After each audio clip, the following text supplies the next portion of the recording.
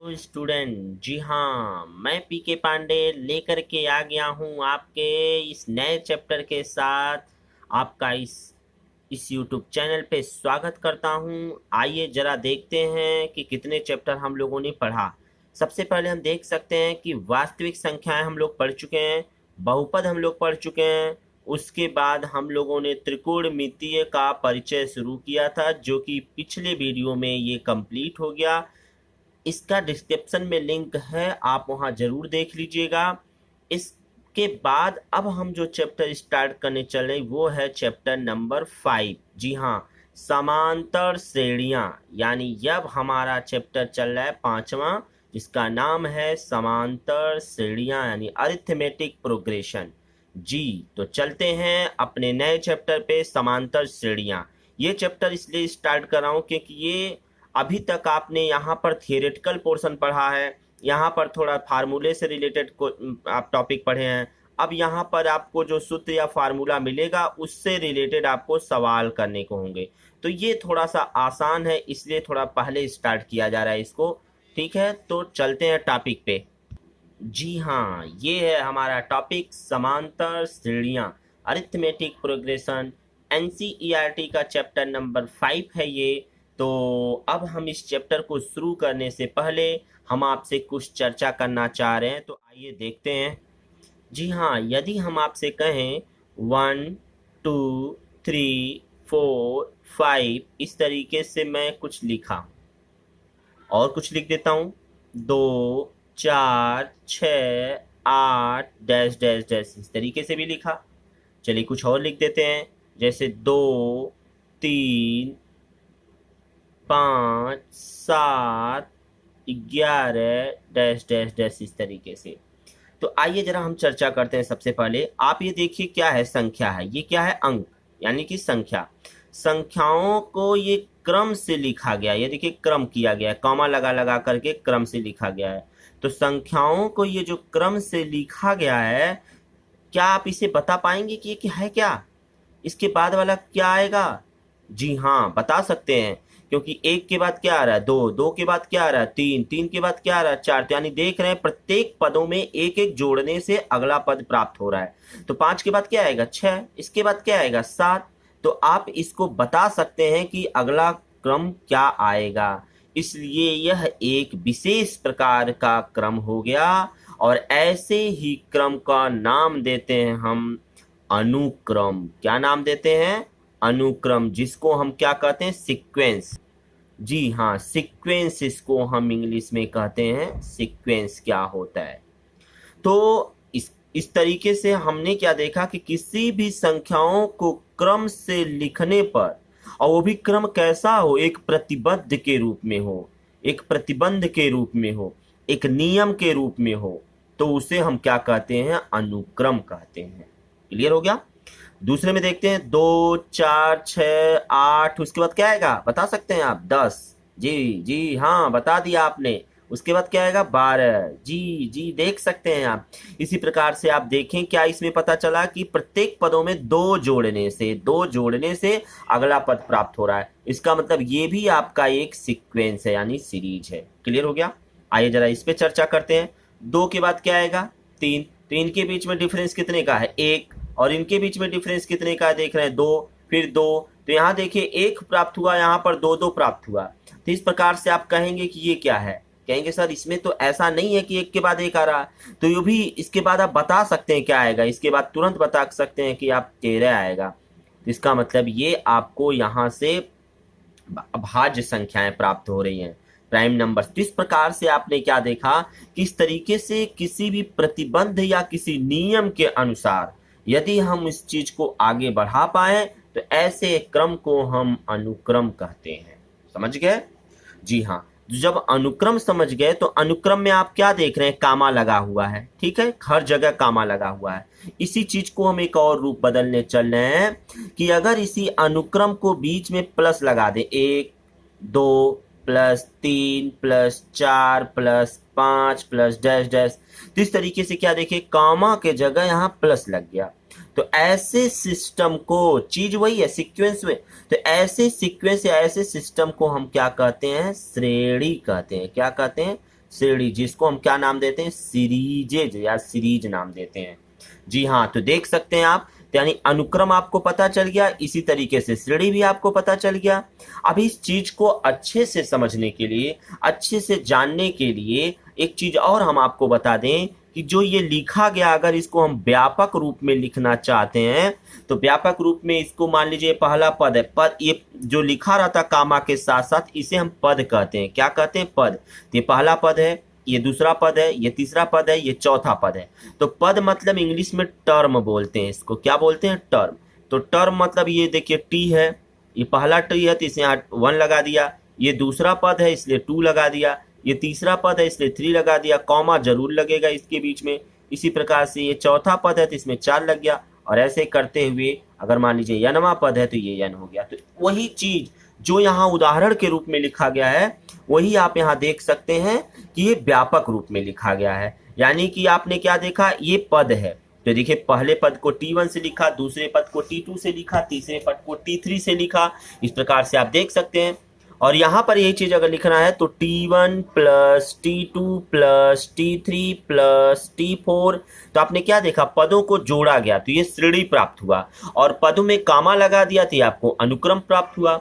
इसी चीज को थोड़ा सा है तो क्या देख रहे हैं कि हमने क्या देखा कि अब इसी पे विशेष प्रकार की, इस सीक्वेंस हो चाहे सीरीज हो, यानी सीरीज यानी प्लस के साथ, या यहाँ पर देखिए कभी की जरूरी नहीं है कि प्लस हो, यहाँ माइनस भी लग सकता है, यहाँ प्लस लग जाए यहाँ माइनस लग जाए, यहाँ प्लस लग जाए यहाँ माइनस लग जाए, तो भी ये सीरीज होगा।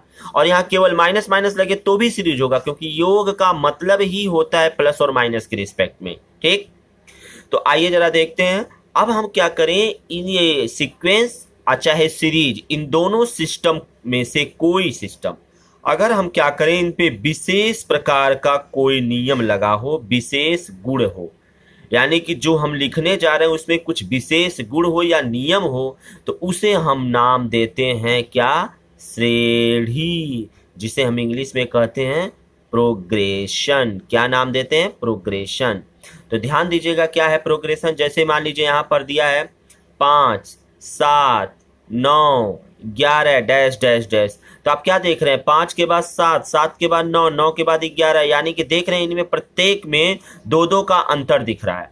तो ऐसे सिस्टम में जहां पर एक नियम क्या है कि इसमें प्रत्येक अंतर पे 2-2 अंतर करके इनके पदों को लिखा गया है, तो इसे हम कहते हैं श्रेणी। यानी जब किसी सीरीज या अनुक्रम पे कोई नियम लगा दिया जाए या कोई प्रतिबंध लगा दिया जाए तो उसे हम क्या कहते हैं, श्रेणी। अब जरा ध्यान दीजिए कि जो पद जुड़ता है, जैसे 5 में 2 जुड़ा है, 7 में 2 जुड़ा है, यानी सब में अगर देखा जाए 2 पदों में, यानी यहाँ पर अंतर कितना है, 2, यहाँ का अंतर कितना है, 2, यहाँ का अंतर कितना है, 2, तो देख रहे हैं सबका अंतर समान है। क्या है, समान अंतर है, इसलिए इसका नाम रखते हैं सार्व अंतर। क्या नाम रखते हैं, सार्वंतर। इन सारी चीजों को हम डिटेल आगे पढ़ेंगे। तो आइए जरा देखते हैं अब इसका नोट्स। तो अब हम आगे देख रहे हैं समांतर श्रेणियों में। तो सबसे पहले हमारा टॉपिक आता है, कुछ छोटी छोटी पॉइंट है, अनुक्रम, सीक्वेंस। संख्याओं का वह समूह जिसको निश्चित क्रमानुसार रखा गया हो अनुक्रम कहलाता है। ठीक, या ऐसे भी कह सकते हैं, जैसे भी देख सकते हैं 3 6 9 इस तरीके से डैश डैश डैश एक अनुक्रम बनाते हैं जिसका प्रत्येक पद अपने पूर्व पद में, यानी अपने पूर्व पद, जैसे 6 है तो अपने पूर्व पद क्या है 3, 9 है तो इसका पूर्व पद क्या है 6, तो कह रहा प्रत्येक पद अपने पूर्व पद में 3 जोड़ने पर प्राप्त हो रहा है। 3 में 3 जोड़ेंगे 6, 6 में 3 जोड़ेंगे 9, तो ठीक है। तो इसको हम क्या कहते हैं, अनुक्रम कहते हैं। अनुक्रम की प्रत्येक संख्या का एक पद कहलाती है, यानी अनुक्रम का जो ये प्रत्येक संख्या है ये क्या कहलाती है, पद कहलाती है, टर्म कहलाती है। जैसे मान लीजिए, माना एक अनुक्रम हम मान लेते हैं कोई A1 A2 A3, अभी मैंने आपको T1 T2 T3 से लिखाया है, तो किसी किसी बुक में T1 T2 T3 देता है, जैसे देखिए यहाँ नोट लिखे हैं T1 T2 T3 के रूप में, और किसी किसी बुक में इसे क्या करता है, A1 A2 A3 AN के रूप में देता है। अगर NCERT में देखेंगे तो A1 A2 लिखेगा मिला, और अगर प्राइवेट बुकों में देखते हैं तो T1 T2 लिखा हुआ मिलेगा। ठीक है, तो इससे कंफ्यूज मत होइएगा। तो प्रथम पद, द्वितीय पद, तृतीय पद, इस प्रकार से हम देख सकते हैं। प्रथम पद A1 है, द्वितीय पद A2 है, तृतीय पद A3 है, और यनवा पद जो है वो क्या है, AN है। तो जो अनुक्रम का व्यापक पद कहलाता है। ठीक है, नोट देख सकते हैं, अनुक्रम के पद को T1 T2 T3 dash dash dash TN से भी लिखा जाता है। ठीक है, कहीं कहीं मिला है।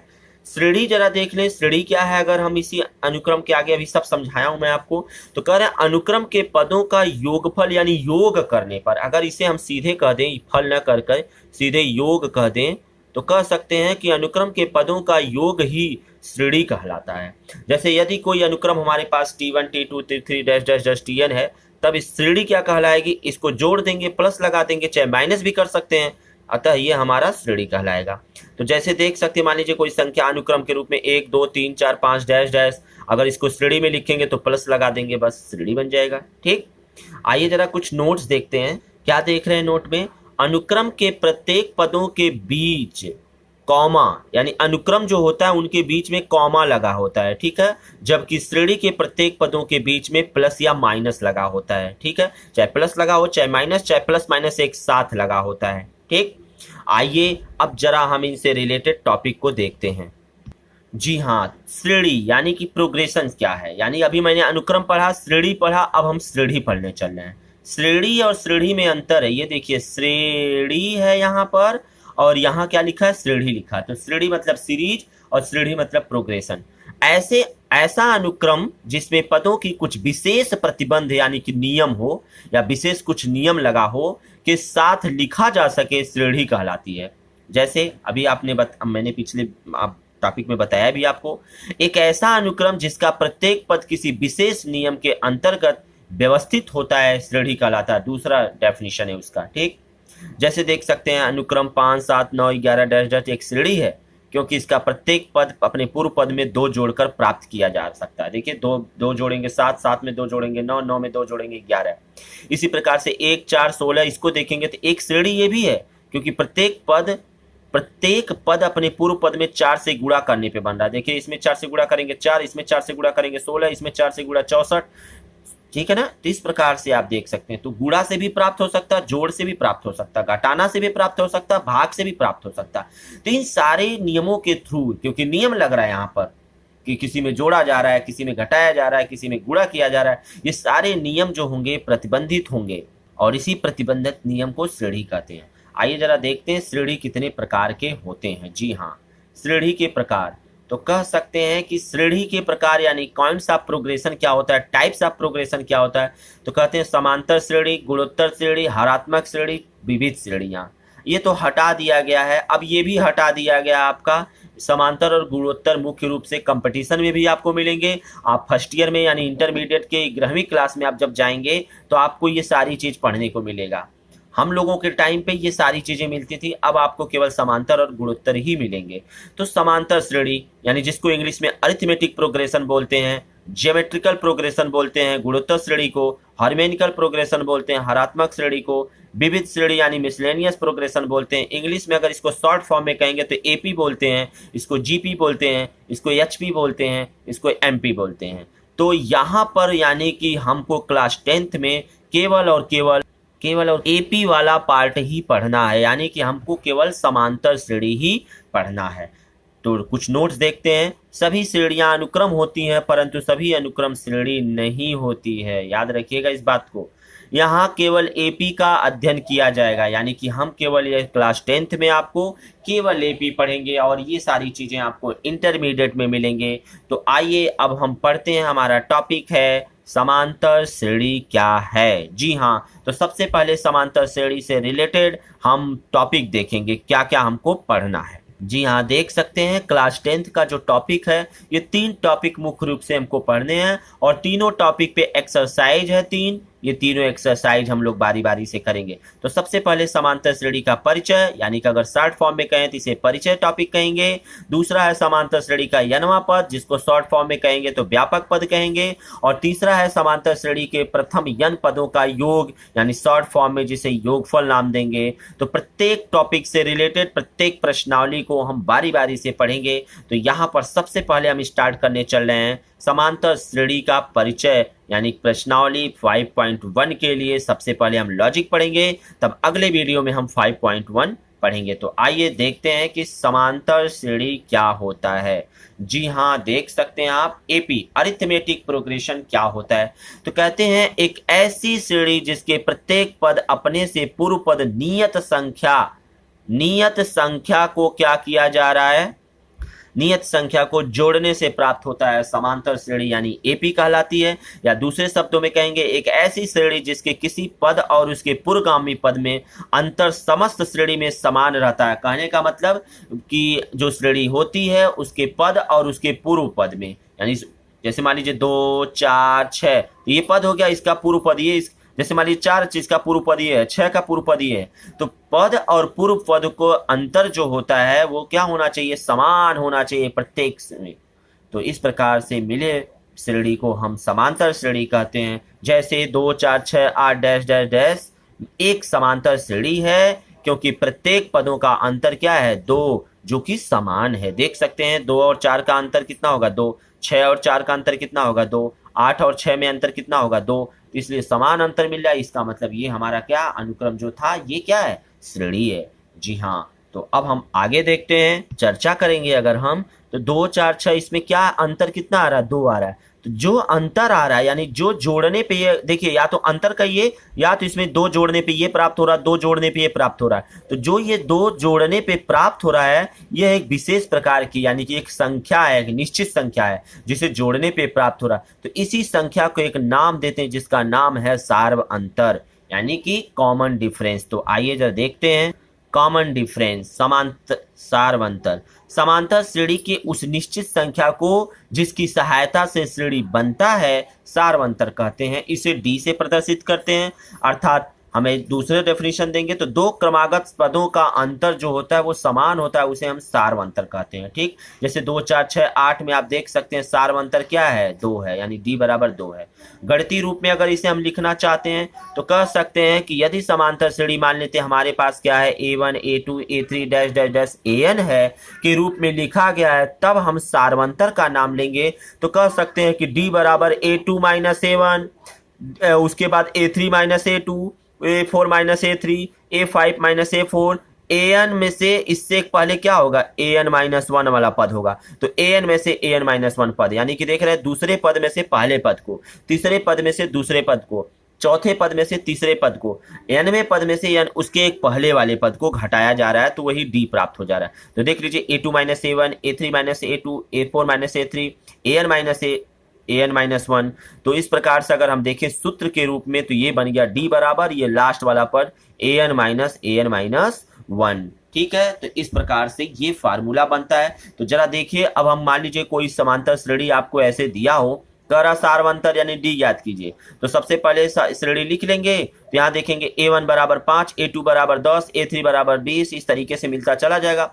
तो सिंपल तरीके से सबको निकालने की जरूरत नहीं है, तो सीधे D बराबर A2 माइनस A1, द्वितीय पद को निकल, क्योंकि ये समांतर श्रेणी है जिसका मतलब सीधे 2 पदों को घटा देंगे। जब कभी पता नहीं रहता कि समांतर श्रेणी तो ये वाला फार्मूला लगाते हैं, लेकिन जब ऑलरेडी पता है कि समांतर श्रेणी में है ये, तो डायरेक्ट A2 माइनस A1 यानी दूसरे में से पहले को घटा दीजिए, यानी 10 माइनस 5 यानी 5 आ गया। ठीक है, इस तरीके से आपका समांतर श्रेणी का सार्वंतर ज्ञात हो गया। आइए समांतर श्रेणी की जांच करना, कैसे समांतर श्रेणी की जांच की जाती है। मान लीजिए कोई संख्या दिया हो या कोई श्रेणी दिया हो, तो कैसे उसको पहचानेंगे कि वो समांतर श्रेणी है।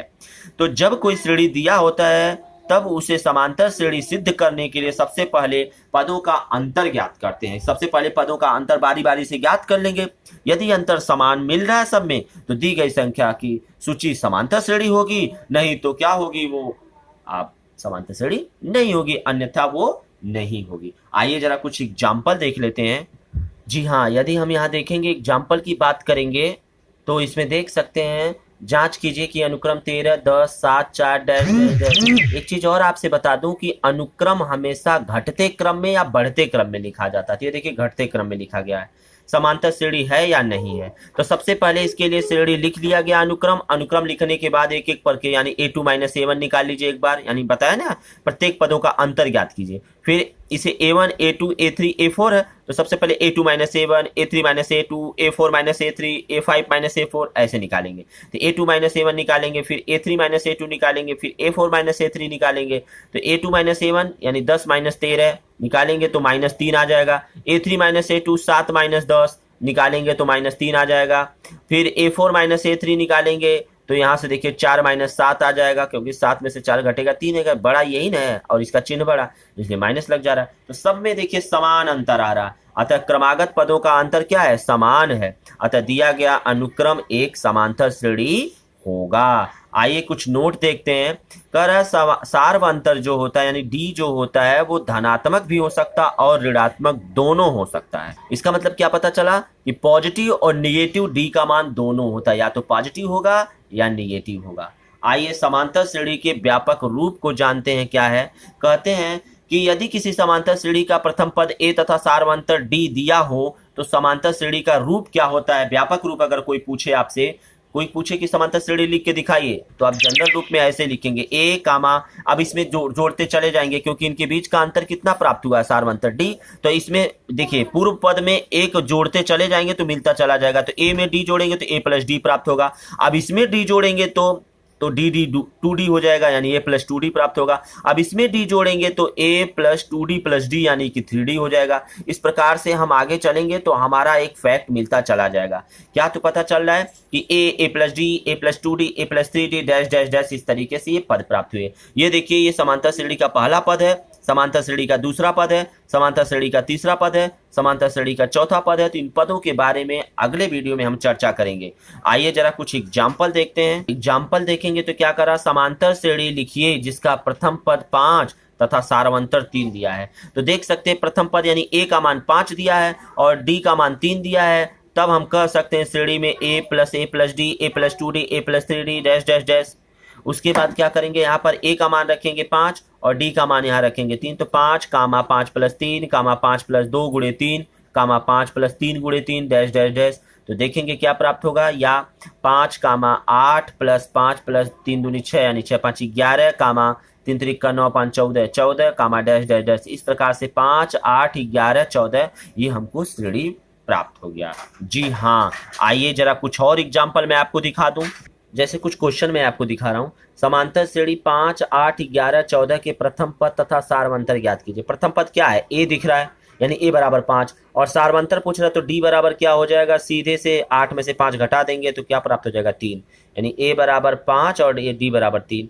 समांतर श्रेणी ये दिया हुआ का सार्वंतर ज्ञात करने के लिए कह रहा है, तो डी बराबर क्या हो जाएगा a2 माइनस a1 यानी 2 करड़ी में 3 में से, ये पहला पद क्या है करड़ी में 3 घटाएंगे तो 2 में से 1 घटेगा तो आ जाएगा करड़ी में 3 केवल। ठीक, जांच कीजिए कि अनुक्रम दिया है समांतर श्रेणी में है या नहीं, इसका सार्वंतर भी ज्ञात कीजिए। आराम से आप कर सकते हैं इसे हल। निम्नलिखित में से अनुक्रम समांतर श्रेणी में है, तर्क दीजिए है कि नहीं है। इस प्रकार से आप इसको कर सकते हैं। देखिए आपके लिए होमवर्क है। अगला देख सकते हैं कि समांतर श्रेणी 6 12 18 के सार्वंतर तथा अगले पद का ज्ञात कीजिए। सार्वंतर भी निकालना है और अगला पद भी ज्ञात करना। इसके बाद क्या आएगा, सबसे पहले सार्वंतर निकालिए तो 12 में से 6 जाएगा तो क्या आएगा, तो 12 में से 6 जाएगा तो 6 बचेगा। इसका मतलब डी बराबर सीधे दिख रहा है 6। तो देखिए 6 में जोड़ेंगे तो 12 हो जाएगा, 12 में 6 जोड़े 18, 18 में 6 जोड़ेंगे तो कितना मिलेगा 24। इस तरीके से आप जोड़ते चले जाएंगे। अगले 2 पद पूछ रहा है और 24 में 6 जोड़ेंगे 30 प्राप्त हो जाएगा। ठीक, इसी प्रकार से आप इसको भी कर सकते हैं। समांतर श्रेणी का प्रथम 4 पद ज्ञात कीजिए जिसका प्रथम पद ये दिया है और सार्वंतर डी दिया है। तो प्रथम 4 पद ए कामा ए प्लस डी कामा ए प्लस 2d कामा ए प्लस 3d, ये देख सकते हैं 1 2 3 4 पद हो गया। तो इसमें ए का मान दिया है और डी तो रख देंगे और डी का मान इसमें रख करके हल कर लेंगे, 4 पद आ जाएगा। ठीक है, तो अब मैं इस प्रकार से आप कर सकते हैं। अब हम चलते हैं नेक्स्ट वीडियो की तरफ, तो वो वीडियो अगले टर्म पे बनेगा। आज के लिए बस इतना ही रहने देते हैं। यदि वीडियो आपको अच्छा लगा हो तो लाइक तथा शेयर जरूर करें, और हाँ यदि चैनल पे नए जुड़े हो तो चैनल को सब्सक्राइब करके बेल आइकन जरूर दबा लें। सबसे आसान भाषा में आपको समझाने की कोशिश किया गया है। आप जरूर एक बार वीडियो अच्छे से देखने की कोशिश करिएगा। 1 बार 2 बार 3 बार जहां तक हो पाए आप वीडियो देख करके आराम से इस क्वेश्चन को कर सकते हैं। तो आज के लिए बस इतना ही, तब तक के लिए धन्यवाद।